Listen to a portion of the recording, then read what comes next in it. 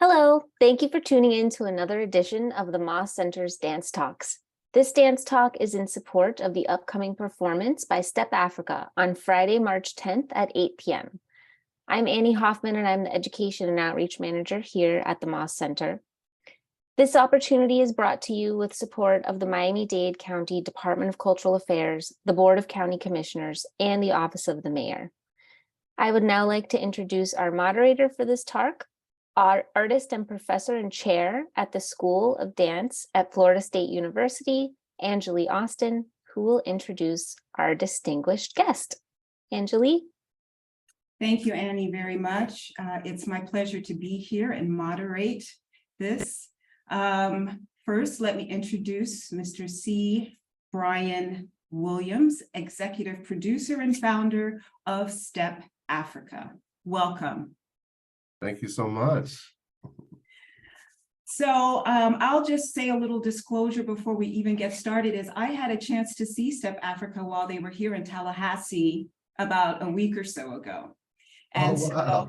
And so this just came to me right before the performance, and I just felt like this was divine to be able to have this opportunity to speak with you and get an insider's perspective on Step Afrika. And so one of the first questions I have for you is, can you talk about your dance, movement, and theater experiences or training prior to Step Afrika? Mm-hmm. Well, Step Afrika is the first professional company in the world dedicated to the art form of stepping. And stepping as an art form is not something historically that you could learn in studio or in class, but it's more of a folkloric tradition. And in order to access the form, you had to become a part of the community that created stepping. So in 1989, I pledged my fraternity at Howard University. I'm a member of Alpha Phi Alpha Fraternity Incorporated. And as a part of the pledge process, I learned how to step. Stepping was a part of the process of becoming a member of these groups back in those days. So it's a very rich tradition. And so although I had a lot of personal experience growing up in the theater, I was in plays and really involved in the arts my entire life, I wasn't involved in dance.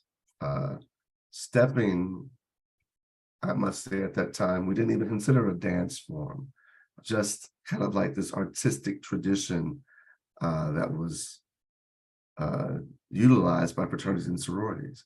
Now, of course, we clearly recognize it as dance, but it's an interesting trajectory in terms of creating a dance company when I didn't really start off intending to dance.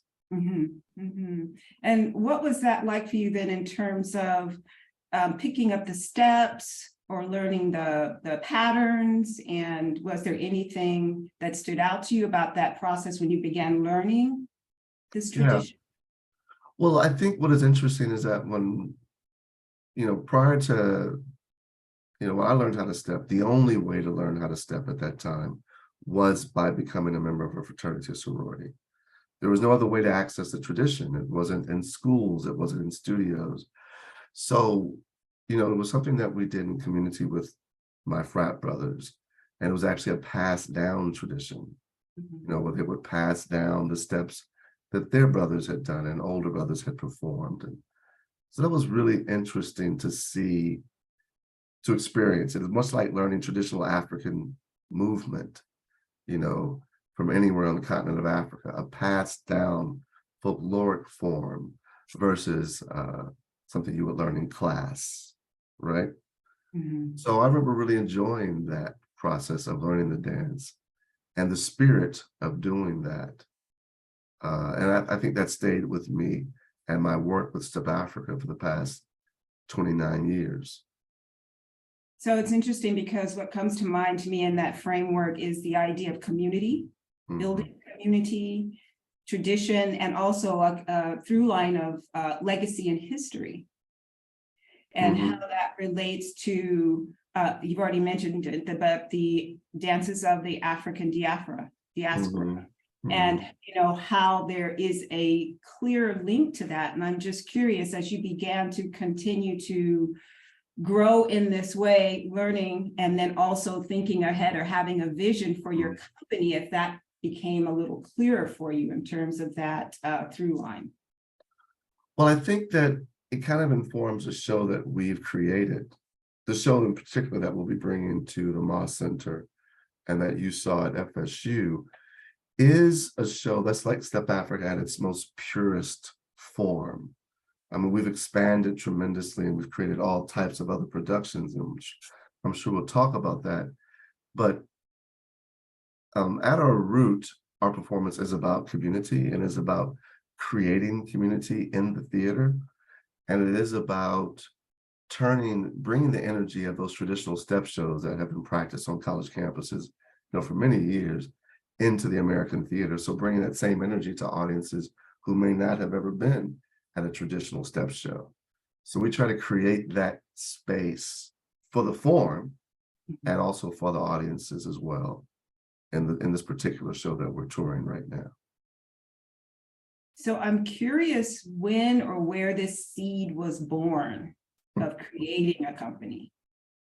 I think it was first born, when I learned how to step in 1989, I was really intrigued by the form itself, but I was also fascinated that there wasn't a lot of clear understanding of where the art form came from. There were very generic answers about what were the origins of the form, when did it start in African American communities, very vague. And so I was struck by that.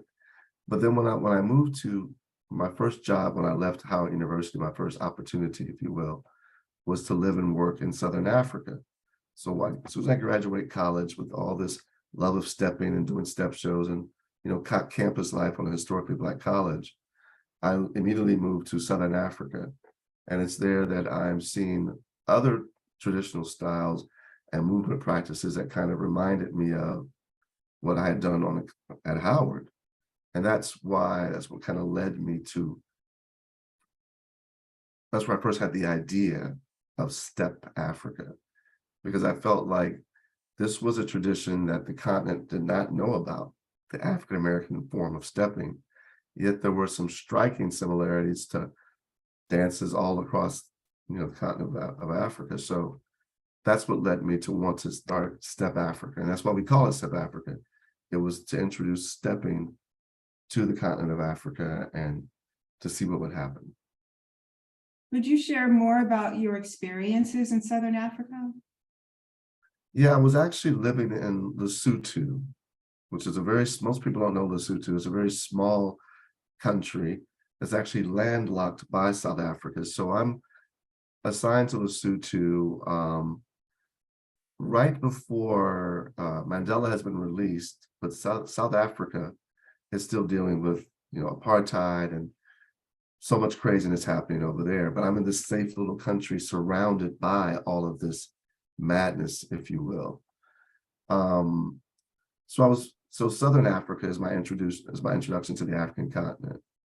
So a lot of people go deal with West, a lot of West African dance and culture is very big here in the United States, and rightly so. But we don't see a lot of the traditions from Southern Africa. So my orientation, however, is largely in Southern Africa. Zulu, Sotho, Tswana, all the different cultures that exist in that part of the continent are what I am more familiar with in terms of African movement practices and traditions and cultures.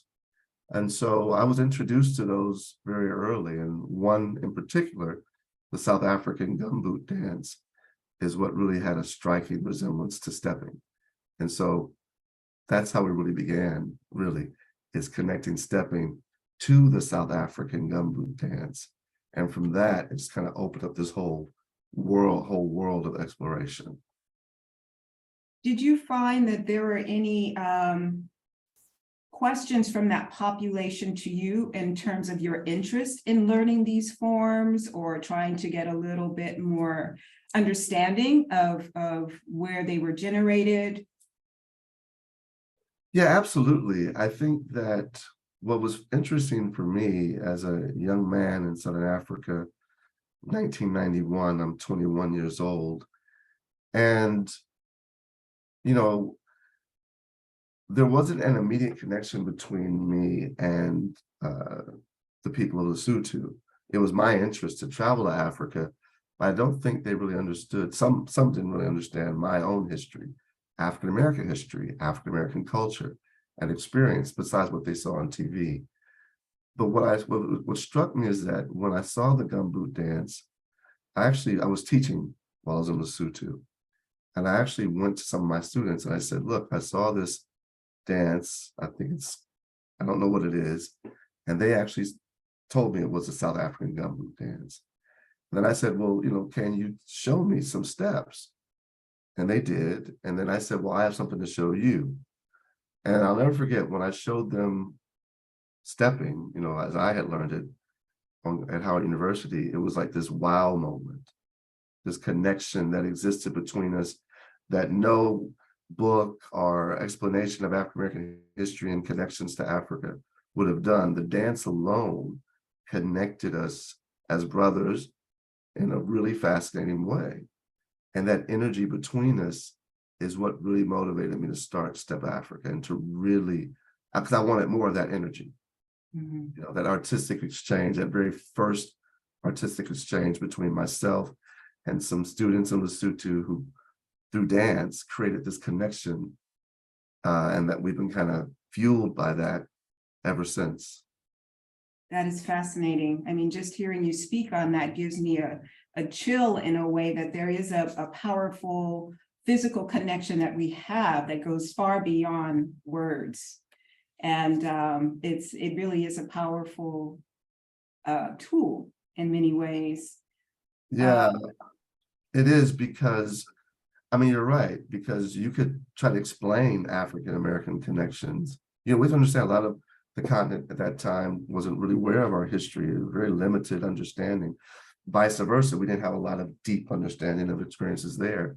And so for a dance to bring the people together much faster than, a panel discussion on African African connections, it was a visceral connection that we experienced through the movement. And it really did charge this energy between South Africans and myself that would lead to the creation of Step Afrika. So when you first entered Howard, did you have any idea that it would take you on this trajectory? No, not at all. What direction did you think you were going to be heading towards? I'm just curious. Well, I think it's funny because, my father's a lawyer, my mother is a founder of elementary school, a really amazing school in Texas. So I think, business was the natural path. But, the arts was something that always kind of called me. I just didn't know in what way. It became clear. Yeah, it really did. It really did. I think, and that's why I think for young students, I love international travel in particular, but I also love really learning about, I think I was always a student of African American history, which then led to my real interest in African history. So I was really, at Howard, I was taking lots of African American history courses, diving into our own culture. So that by the time I got to Southern Africa, I felt pretty grounded in my own culture and experience. And now diving into African history, specifically, in particular South African, just really kind of opened up what I could do. And it's interesting that at one moment would just totally change, my life in terms of what I would do. Because we've been doing South Africa now for 29 years, Congratulations. Yeah, thank you. And yeah, I'm sure you understand from in the arts what Yes. that is. Yes.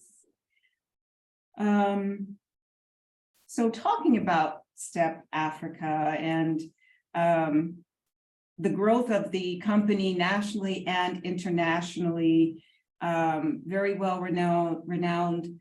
How do you see, or do you see any differences in how it's perceived in the US as opposed to Europe or Asia, or what's been your experience in that way? Step Africa's charge has been really to introduce the form, we say, to the American theater. That's what our big thing is. Before Step Afrika, there was no way to access stepping outside of the college campus, and maybe through popular media, TV shows, but there wasn't a place for the form in the American theater and performing arts centers across the country. So that's been our mission, is to bring into these spaces like the Moss Center and theaters all over the country. And at the same time, I was just on a call with Kuwait before we chatted, and we're getting ready to introduce the art form to that country and those people, those theaters and those venues. So we found tremendous success in doing that because we are introducing something that's very new to people. And I think that's part of our success, is because we're very distinct. There is no other company in the world like Step Afrika. I like to say that the artists of Step Afrika are the absolute best at this form, even though it is a community form.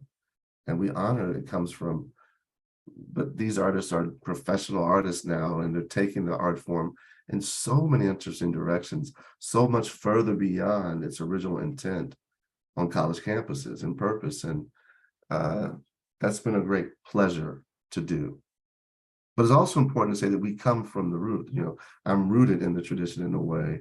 Like, I learned how to step as a member of a fraternity.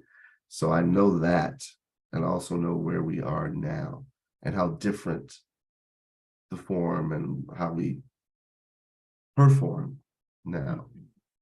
Mm-hmm. Speaking of your dancers, they are absolutely just excellent in both movement, how they articulate theatrically from the stage, vocally, triple threat and more. Thank you. And I'm just curious, are there any other responsibilities that they have that are unseen elements of their work? One of the unseen elements, thank you for that. We recruit artists from all over the country to join the company, and we're based in DC. So that's also been a great work, is to really support artists and to create full-time work for artists.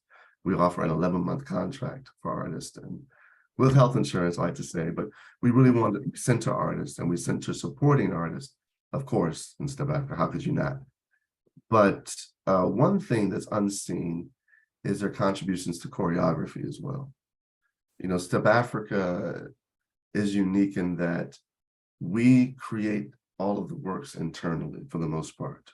Very rarely do we hire or recruit people from outside the company to create work. It does happen, but for the most part, the artists are not only performing, they're also helping to create the works that we put on stage.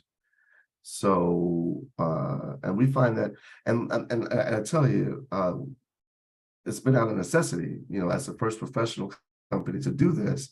It really has been our charge to show how stepping can enter this space, how we can take a form from the college campus with a completely different purpose and bring it into the American theater. I always say, if you know the tradition of stepping, you know that it is designed to be very short, quick, and amazing.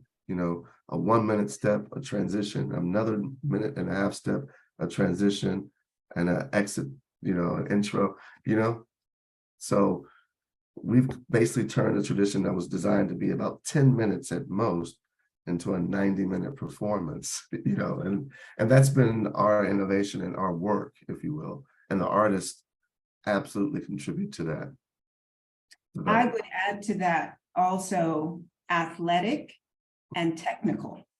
Mm-hmm. There is a very clear technique about it. It's not just something people get up and do. No, and I think a lot of people miss that. Thank you for bringing that out. There was, I think, stepping's even being recognized as a part of Black dance has been new. When I first started, I don't think there was, let's be honest, there wasn't a lot of respect for the form. It was looked at, and first of all, I will say, we ourselves, the fraternity sorority, I know my fraternity, did not consider the art form dance. it was distinct from dance. We weren't dancing, we were stepping. We were very aggressive in saying that I'm not a dancer, I'm a stepper.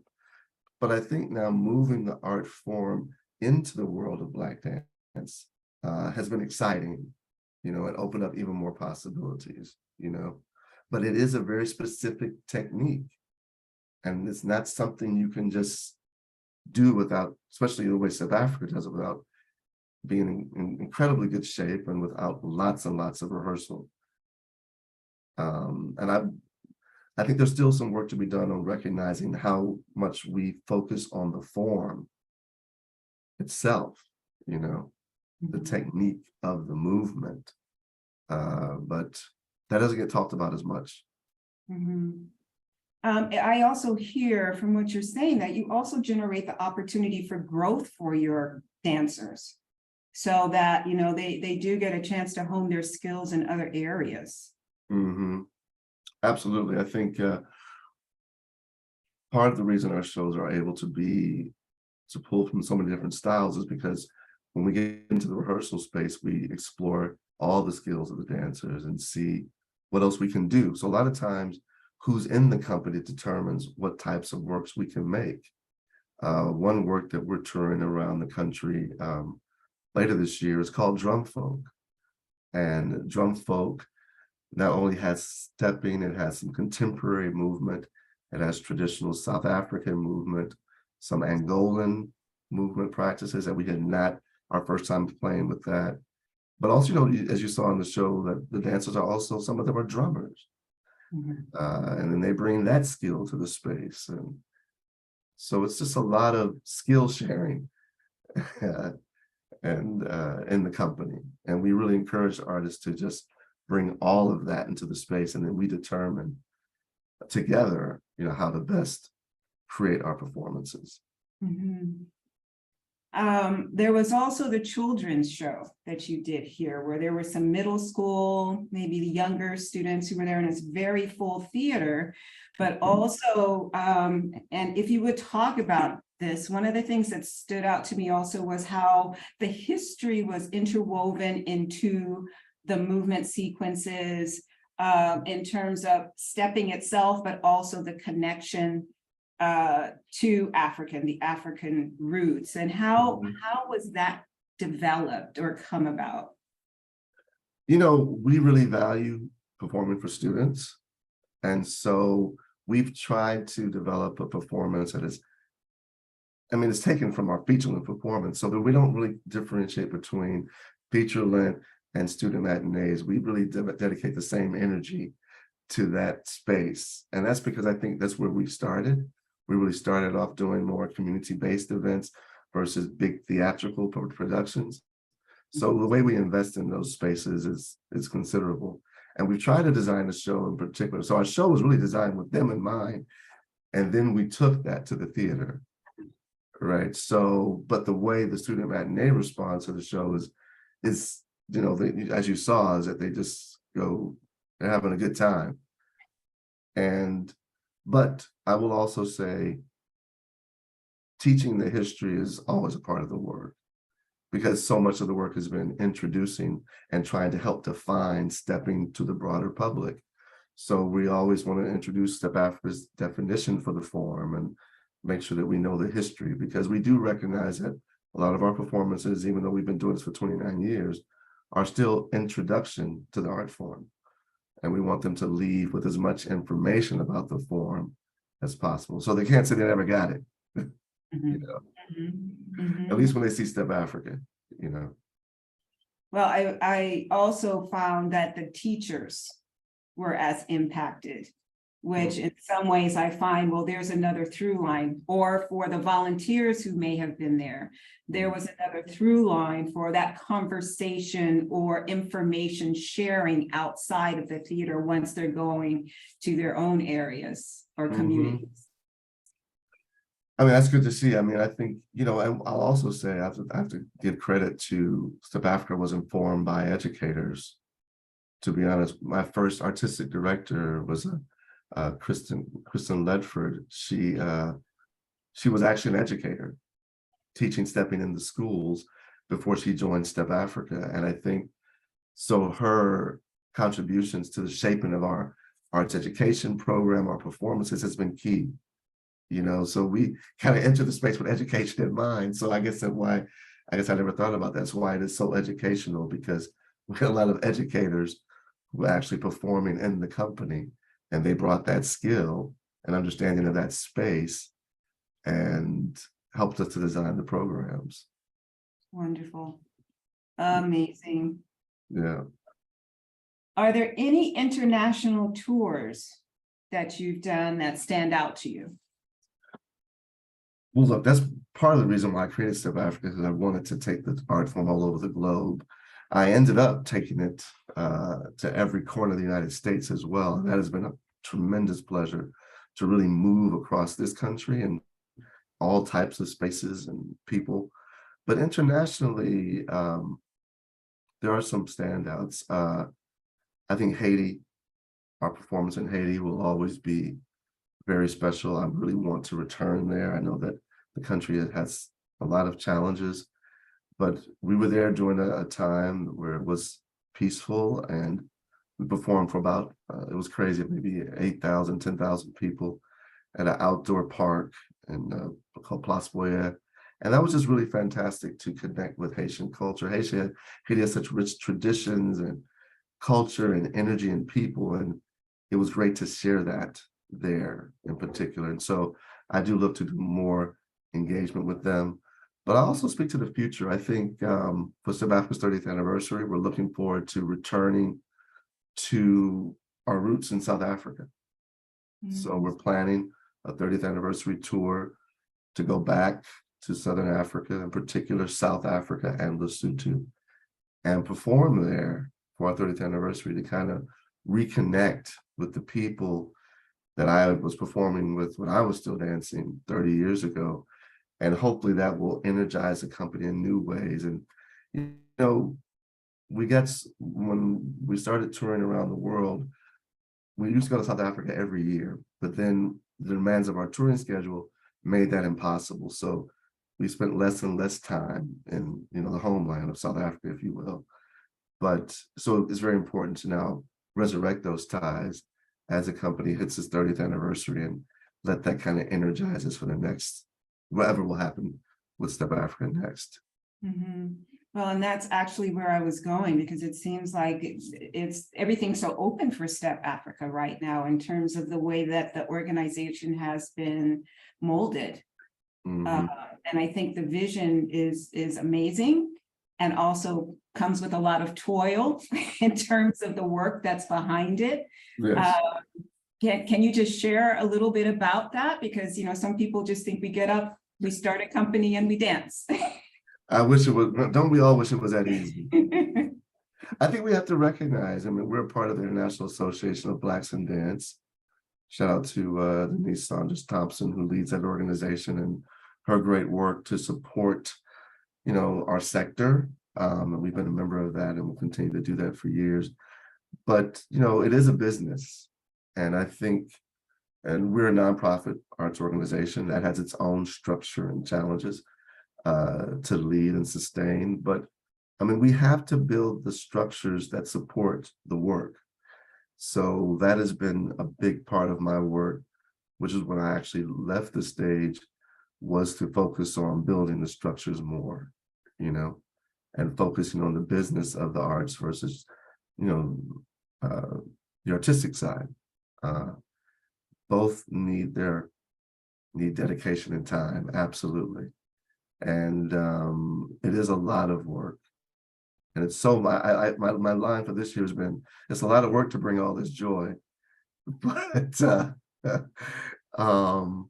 that's what we do it for. We work in order to bring joy into the theater. We work very hard, as all artists do, to bring unique opportunities to our audiences. And maybe we should do a better job of letting them in on that process of what it takes to make these things happen. Last night is so funny. We had this performance, and I'll give you some insight. And we're on a national tour, a massive tour across the country, 40 cities. So you can anticipate something will happen eventually. So last night was the first time something happened. We walked behind the scenes, and the costumes weren't ready. Something had happened, and it was an hour before showtime, and and we just figured it out. So we had people taking clothes to dryers here, all was just crazy. But the audience had no idea that the artists were probably getting handed their costume right before they walked onto the stage, like getting each costume in phases. But the artists were able to just still deliver a really excellent show in spite of all those challenges. And that's what it is to be a touring artist. You really focus on delivering that show and that performance, because you want the audiences to have a great experience, no matter what has happened. And we really take that very seriously. And, just hearing that, those type of moments often charge us as artists. And, it's like all of a sudden there's a different kind of energy that's there, because it's going to happen, but it's just like how it's going to happen is the question. It just creates all these questions. and you just have to answer them in the moment. It makes it very much in the moment. Mm-hmm. Yeah, and that's what's special about theater. It is it's not, movies are a different thing. Movies are edited, highly edited. Live performances, it is what it is. And at our space, those who are live performing artists, it's a different space. I think that's also the beauty of it. Excuse me. Yeah. No, yeah, it is absolutely the beauty of it. Mm-hmm. Once it's done, it's done. It can't be replicated. It'll be different, no matter how much. No matter what, no matter how many times you do it. Yeah. And you never, and the audience's role in that is so important. The energy they give to the artist might inspire something different. You never know. That's what I love about it, I think. And it's fun to see. That's why I really enjoy touring, because you get to see so many audiences and different responses and reactions to the company and how the artists respond in turn. Mm-hmm. So you have now gone from, you're always the founder, then executive director. Now you've shifted to executive producer. And what has that transition been like to you? I'm imagining this is your baby. Yeah. So, there have been points, I'm sure, where, there might have been some questions about releasing certain things, certain ways, but can you just talk about what that's been for you as for your growth? Well, I think it's been very important for me to do, to create space for others to lead the organization. And I think I always say that when people ask me what's next for Step Afrika, I sometimes feel that answer is not in my head, that it is in the next generation of artists. The next generation of leadership will determine what's next for Step Afrika, only because I feel like it keeps us vibrant and it keeps us expanding if the leadership creates space for others to do that. So in particular, me moving from the executive director, I also noticed that my limitations as a leader. Some things there's no way I could lead the organization as well as the current executive director. He has a master's in arts administration.